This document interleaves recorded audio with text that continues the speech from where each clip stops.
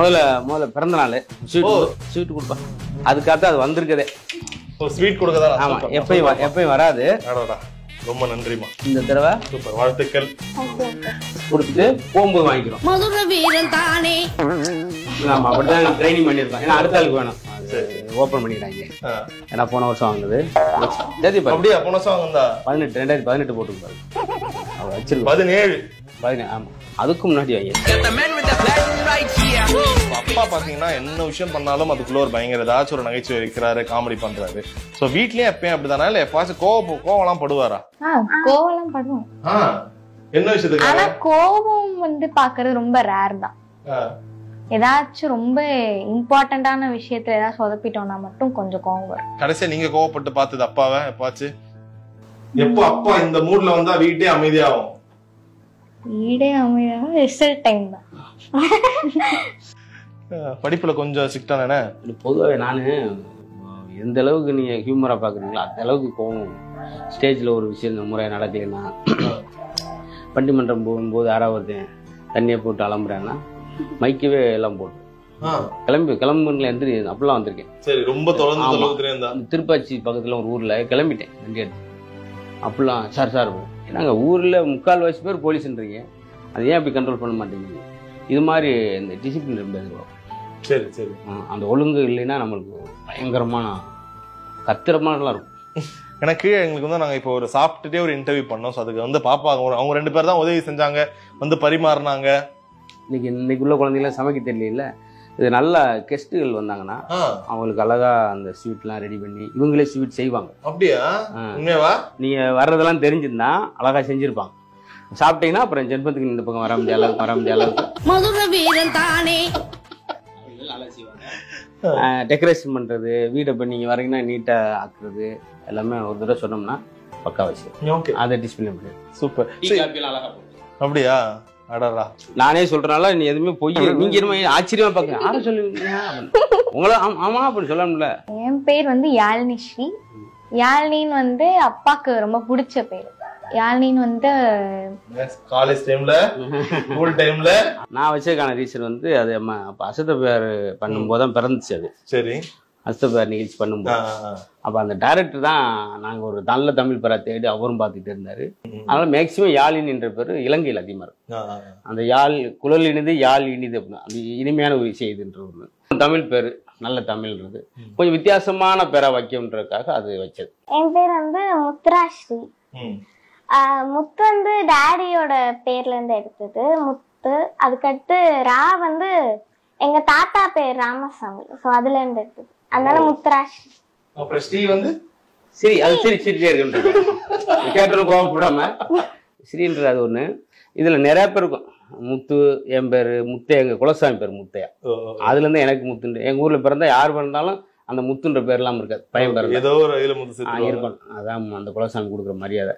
அதுக்கடுத்து ராமசாமி, இப்படி 3 சேர்த்து எங்க அம்மா பேரும் முத்துர்லை. அப்ப அதுக்குள்ள அவ்வளவு பொருள் இருக்கு. ஒரு பேருக்குள்ள நிறைய பேர்கள். சார், இப்ப பசங்க 2 பேருமே வந்து நீங்க சொல்ற மாதிரி அஸ்தபோது யாரப்போ முதல் குழந்தை பிறந்திருக்கு, அப்புறம் இவங்க பிறக்கும் போது இவங்க உங்களுடைய 2 ஸ்டேஜுமே பார்த்திருப்பாங்க. லைக் ஒரு சின்ன வீட்டுல நீங்க இருக்கும் போதே இவங்க இருந்திருப்பாங்க, அடுத்தடுத்து உங்களுடைய அந்த ஒரு முதல் காரை பார்த்திருப்பாங்க, ஒரு சின்ன வீடு, அதுக்கப்புறம் பெரிய வீடு. சோ உங்களுக்கு எப்படி இருக்கும்? அப்பா எங்க போனாலும் உங்களுக்கு தெரியுமா? இப்ப இந்த ஏரியால எங்க போனாலும் தெரியும், அது வந்துட்டாங்கப்பா மதுரை முத்து பொண்ணு, அது மாதிரி சொல்லுவாங்களா? தெரியும். ஸ்கூல்ல எல்லாருக்கும் தெரியும். உங்க பசங்களோட ஸ்கூலுக்கே நீங்க கெஸ்டா போயிருக்கீங்களா? அது இன்னும் கெத்தா இருக்குமே. 2-3 தடவை கூப்பிட்டு இருக்காங்க, போக முடியல. ஏன்? அது அவங்க என்ன நினைப்பாங்கன்னா அது ஒரு ஏதாவது யோசிப்பாங்க. 3 தடவை அமைஞ்சது போக முடியல. எல்லா ஸ்கூலுக்கும் போயிருக்கேன், நிறைய ஸ்கூல். நான் படிச்ச ஸ்கூலுக்கே போயிருக்கிறேன். 2-3 தடவை காலேஜுக்கு போயிருக்கேன். காலேஜில் என்ன கொடுமைன்னா, வந்தோடனே எங்க சார் கிளாஸுக்குள்ள வந்தோடனே பேசாதுன்னு பாரு, பேசினா வெளியே போகணுவாரு. இப்போ வாய் மூடுன்னு சொல்றவரு அதே காலேஜுக்கு 3 முறை கெஸ்டா கூப்பிட்டு 1 மணி நேரம் பேசணும். மதுரை வீரன் தானே. அப்பதான் அது சொன்னேன், மேடையில் பேசவே கூடாது சார்னு ஒரு என்ன உடனே குறைச்சிட்டீங்க, அன்னைக்கு நீதான் சார் பேசக்கூடாது. அது மாதிரிலாம் சின்ன சின்ன அழகான விஷயம் நடந்துருக்கு. ஓகே. ஸோ இப்போ அப்பாவோட காமெடி வந்து நம்மளோட நார்மல் லைஃப்லயே வந்து நம்மளும் அப்பப்போ இந்த சின்ன சின்ன கவுண்டர்ஸ் எல்லாம் போடுவோம். நீங்க எப்பயாச்சும் உங்க கிளாஸ்ல எல்லாம் யூஸ் பண்ணிருக்கீங்களா அப்பாவோட காமெடியை? இந்த ஒரு ப்ராப்பர்ட்டிக்கு என்ன ஏதாச்சும் ஒண்ணு எடுத்து விட மாட்டேன். ஃப்ரீ பீரியட்ஸ் அப்போ எல்லாரோட டேலண்ட்ஸை காட்டுங்கன்னு சொல்லுவாங்க. என்ன பார்த்தோன்னே ஒரு ஜோக் எடுத்து விடுமா அப்படின்னு. ஜோக்கா பண்ணிட்டு வச்சுட்டு ஏதாச்சும் அப்பாவோட எடுத்து விடுமா? இப்ப நானும் அதான் கேட்கறேன், ஒன்னு எடுத்து விடுமா ஒரு ஜோக்? இப்போ ஏதாச்சும் இப்போ மெயில் அனுப்புறியா அவங்க அட்ரஸுக்கு வேணா? அதுக்கு லேட்டாக தான் அனுப்புவேன்.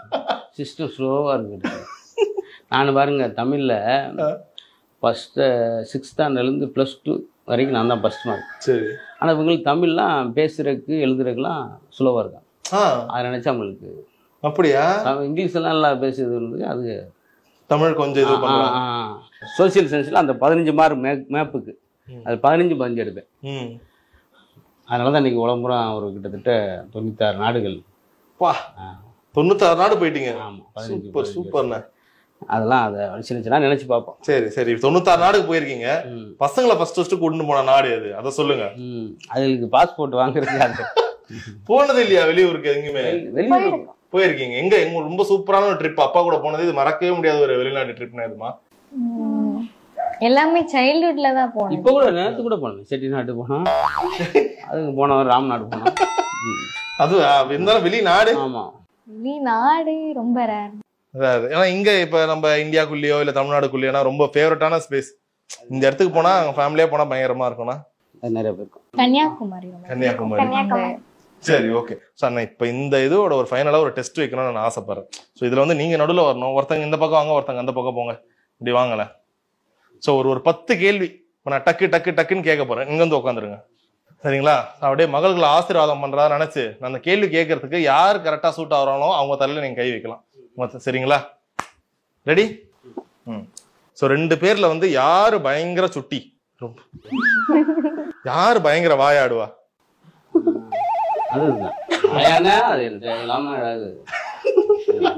யாரு உங்க பேச்ச பயங்கரமா கேட்பா? யார் வந்து உங்களுக்கு ஒரு பயம், உங்களுக்கு பயம்? அப்படியா? நான் என் ரூம்ல இருக்கிற வாட்சு, சீப்பு, திடீர்னு உங்க ரூம்ல போய் பார்த்தா என் பொருள் கூட அப்படியே இருக்கும். எப்படிமா வச்சு அது ஒரு ரியாக்ஷன் வரும். அது மாதிரி எல்லாத்தையும் கலந்துக்கு. சரி, யார் ரொம்ப அடம் பிடிப்பா? அடம் பிடிக்கிறது தான். இந்த பிள்ளை கோவப்பட்டா போய் பயந்து ஓடும், இது நிக்கும் அப்படி. இப்ப நான் அப்படித்தான் இருப்பேன் சின்ன பிள்ளை, அதனால. ஓகே. சோ யார் திடீர்னு ஷாக்லாம் கொடுப்பா? ஏதாச்சும் ஒரு காஸ்ட்லியான பொருள் ஏதாச்சும் வாங்கி கொடுக்க சொல்லி, இந்த பொருள் வேணும் எனக்கு, அந்த கேட்டுரும். போன தடவை 11வது பிறந்த நாள், அடி 11th பர்த்டே வருது, 11th திங்ஸ் வேணும் எனக்கு. 11 திங்ஸ் வேணும், இந்த மாதிரி சொல்லும். அப்புறம் திடீர்னு ஸ்விம்மிங் பூல்டும் இது எப்படி மாதிரி கட்டுற அந்த மாதிரி. எங்க ஸ்விம்மிங் பூல் ஏன் கட்டல ஒன்னும் அப்பா? ஸ்விம்மிங் பூல் ஏற்கனவே டாடி எனக்கு கிஃப்டா வாங்கி கொடுத்துருக்காரு. ஓ, அந்த இது இதுவே முதல்ல இந்த வீடு ஹோம் டூர் போடும்போது அதை விளாண்டோம், அதுதான் ஸ்விம்மிங் பூல். எங்க வீட்டுல ஸ்விம்மிங் பூல் இருக்குன்னு. சரி, ஓகே. சோ யார் வந்து லைக் படிப்புல ரொம்ப சூப்பர்? அது நான் ரொம்ப அதுக்கு எதிர்பார்க்க முடியாது. வேற படிப்புண்டாலே அப்படியே ஓடிடுங்க ரெண்டும். அதான் இருக்கு. 2 பேர்ல யாரு இன்னும் கணிக்க முடியல. ஏன்னா நான் அதுக்கு எனக்கு வந்து டிசிப்ளின் ரொம்ப எதிர்பார்ப்பேன். அதுக்கடுத்து வந்து நீட்னஸ் இருக்கணும், கெஸ்ட்டுகள்லாம் வந்தாண்டா வர இருக்கணும், எல்லாத்தையும் நல்லா சகஜமாக பழகணும், இந்த மாதிரி விஷயம் தான். இதுதான் என்னை பொறுத்து, இதில் தான் மார்க் எடுக்கணும். அதனால் இதை ரொம்ப எதிர்பார்ப்பேன். எப்போயாவது இந்த பேரண்ட்ஸ் மீட்டிங் போகும்போது கண்டிச்சுட்டு வருவேன், அவ்வளோதான். எப்பாச்சும் இப்ப நீங்க உங்க ஸ்கூலுக்கு எல்லாம் போறீங்க, உங்களை மத்த பேரண்ட்ஸ் மாதிரி ட்ரீட் பண்ணுவாங்களா? இல்ல அண்ணா நாளாச்சும் ஒரு ஜோக் சொல்லிட்டு போங்கன்னு அந்த மாதிரி எல்லாம் ட்ரீட் பண்ணிருக்காங்களா ஸ்கூல்லயே? ஏதாச்சும் மேமோ இல்ல சாரோ? அவங்களே சொல்லி சிரிச்சுக்குறாங்க, நல்லா ஜோக் அடிப்பாரு அப்படின்ட்டு சிரிச்சிட்டீங்களா அப்புறம். அது நிறைய ஸ்கூல்ல நடக்கும் அந்த மாதிரி நடந்துருக்கு. ஏன்னா அந்த ஸ்கூல் போனா ஸ்கூல் சம்மந்தப்பட்டதா 1 மணி நேரம் கூட அது மாதிரியே பேசிடுவோம். பேரண்டிங் எல்லாம் நிறைய பண்ணியிருக்கேன், ஸ்பீச்சிங் நல்லா கல்லூரியில், ஸ்கூலில். அதனால் அது பொதுவாக நம்ம தனியாக பேச பேசும்போது 2 சொல்லுவோம், அவங்களே ரொம்ப சொல்ல தேவையில்லை, ஈஸியாக இது என்ன மேடம் தெரியலையே, இதான் காட்டுனேன் உங்கள்கிட்ட காட்டுறல அப்படின்னு. அதுக்கே காலியாகும். பார்த்தீங்களா என்ன சென்ஸ் அப்படின்னா அவங்க அதான் அந்த மாதிரியே இருந்துட்டு ப்ரொஃபஷனலே அவங்களுக்கு அதானே. இதெல்லாம் பார்த்தோன்னா ஒரு இப்படி ஒரு நூலை கட்டி விட்டோம்னு வச்சுக்கோங்க, இது என்ன மேடம், இது நாட்டு நாய், ஒரு நாட்டு போட்டிருக்கோம்ல, சார் இறைவன் கொடுத்த கிஃப்ட்னு சொல்லி என்னைய ஒரு மாதிரி படம் ஆகிடும், என்னமோ பண்ணிட்டோம் போல. அந்த மாதிரி சின்ன விஷயம் கூட சிலர் பெருசா தெரியும், சில பெரிய ஜோக் அடிப்பான், ஹியூமர் சென்ஸ் அப்படின்னு. ஸோ இந்த வீட்டுக்கு வந்திருப்பாங்களா சார்? நிறைய பேர் வந்திருப்பாங்களா? யார் உங்களுக்கு மறக்க முடியாத வந்த கெஸ்ட்லயே? இல்லை, செந்தில் சார் வந்திருக்காரு 2 தடவை. ஓ, செந்தில் சாருக்கு வந்தப்போ அப்போ சூரி பொண்ணு, அண்ணன் பொண்ணு கல்யாணம், சரி, கூப்பிட்டேன், வந்துட்டாரு. ம், சூரிக்கு ஒரே எக்ஸைட்டிங் ஆக்டர், சரி, என்ன முத்து ரொம்ப நன்றி அப்படின்னு செந்தில் காலில் விழுந்து, ரொம்ப எளிமையான முறை. அவர் வீடு பக்கத்தில் அங்கிட்டு தான் இருக்கு. இப்போ என்ன ஒரு 7 கிலோமீட்டர்ல இருக்கு செந்தில் சார் வீடுங்க தான். ஓ, சூரிய சார் ஊர் அந்த பக்கம், அவர் நம்மளுக்கு ஒரு ரிலேஷன் தான் கூட.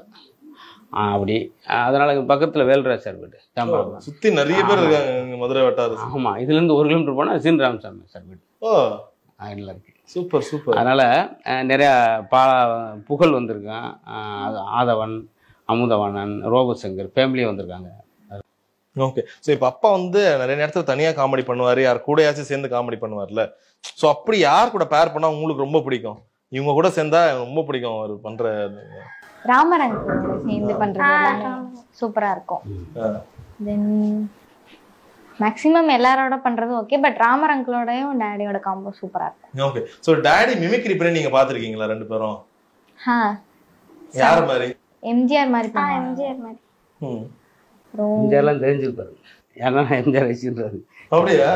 டாடி நிறைய பேர் மாதிரி பண்ணி பார்த்துருக்கோம், டாடியை இது பண்ணி பார்த்துருக்கீங்களா? இப்போ டாடி வீட்ல எப்படி இருப்பாருன்னு 2 பேர்ல யாராச்சும் ஒருத்தர் எனக்கு வந்து இமிடேட் பண்ணி காட்டணும். இப்போ வராரு, டென்ஷனா இருக்காரு டாடி, யார் பண்ணுவார் சார் இதை? கரெக்டா யார் பண்ணுவார்னு நினைக்கிறீங்க 2 பேர்ல? டாடி வாய்ஸ் வந்து அவனால இமிடேட் பண்ணலாம். அப்படியா? ஐயோ எனக்கு வராது. சும்மா ட்ரை பண்ணலாம்.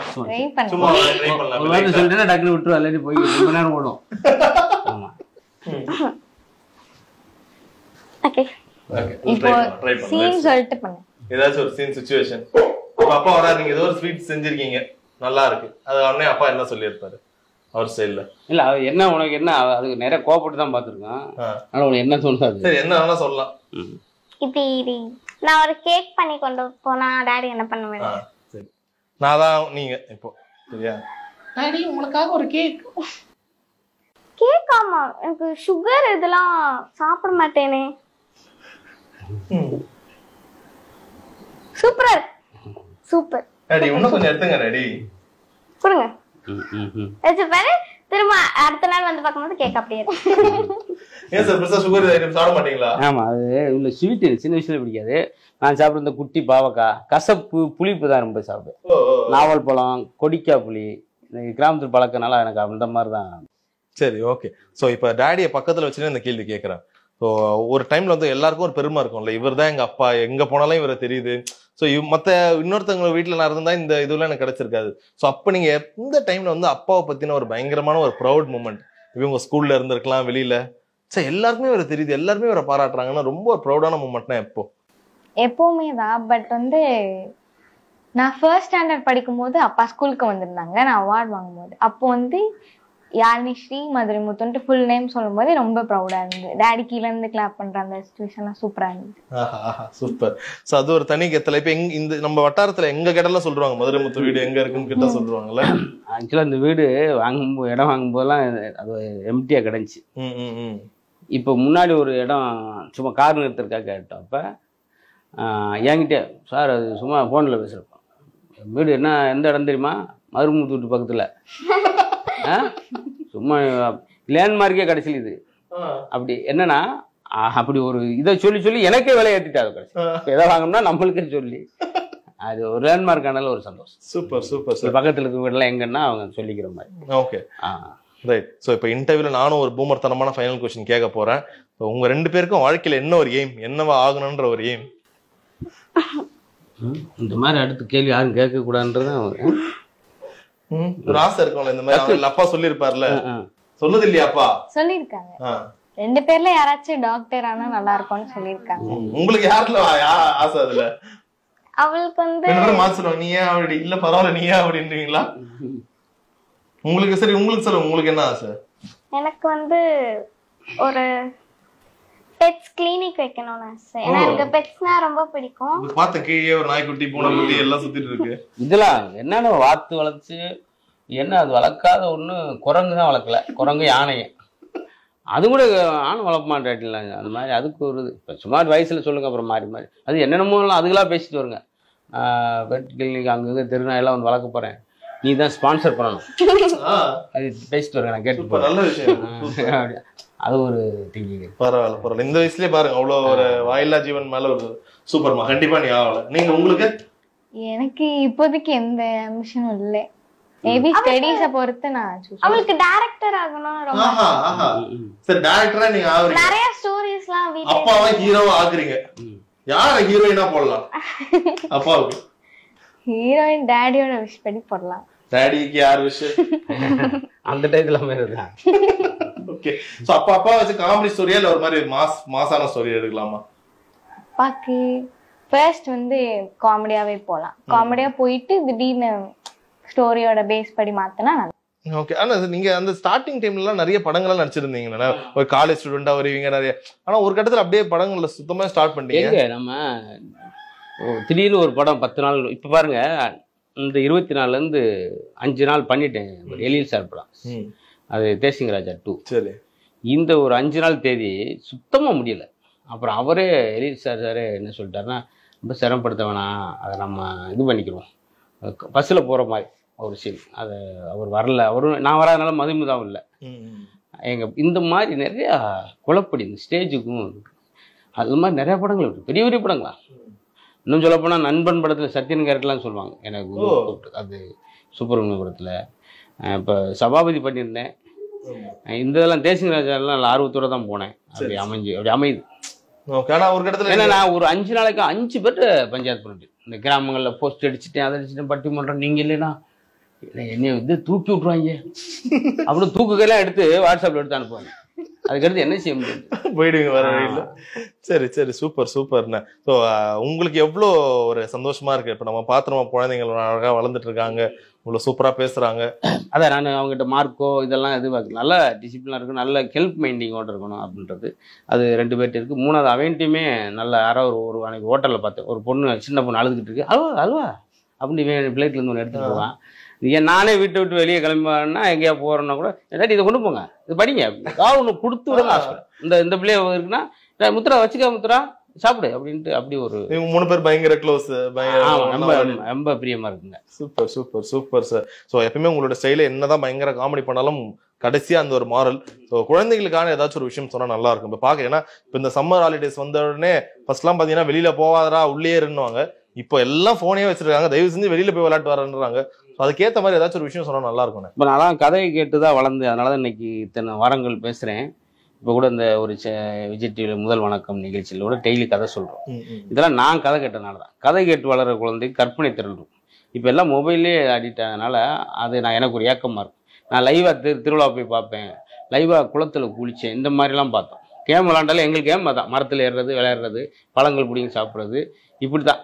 அதுக்காக அவர்கள் மரத்தில் விளையாடுறதில்ல, அந்த மாதிரி வெளியே போய் வேர்க்கிற மாதிரி விளையாடுற மாதிரி குழந்தை இல்லாமல் போச்சு.